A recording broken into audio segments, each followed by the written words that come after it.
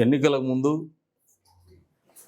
యువగలం కార్యక్రమం సందర్భంగా లోకేష్ బాబు గారి ప్రాంతానికి వచ్చినప్పుడు ఒక టూరిజం సర్క్యూట్ ఇక్కడ ఏర్పాటు చేస్తామని చెప్పేసి మాట ఇవ్వడం జరిగింది. అందులో భాగంగా పెద్దెల్లంపల్లి దగ్గర 600 కిలోమీటర్ స్టోన్ పైలాన్ కూడా నిర్మించడం కూడా జరిగింది.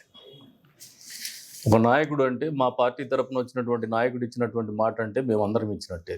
ఆ మాట నిలబెట్టుకోవాల్సినటువంటి బాధ్యత ఆ పార్టీ తరపున ఎన్నికైనటువంటి ప్రజాప్రతినిధిగా నా మీద నిరంతరం ఉంటుంది. అందులో భాగంగానే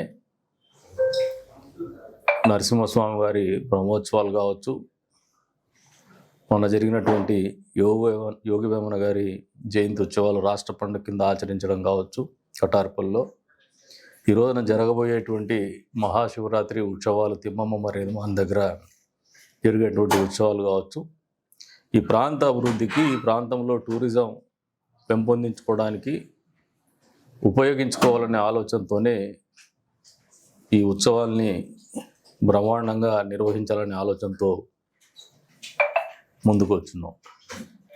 అందులో భాగంగా ఈషా ఫౌండేషన్ వారి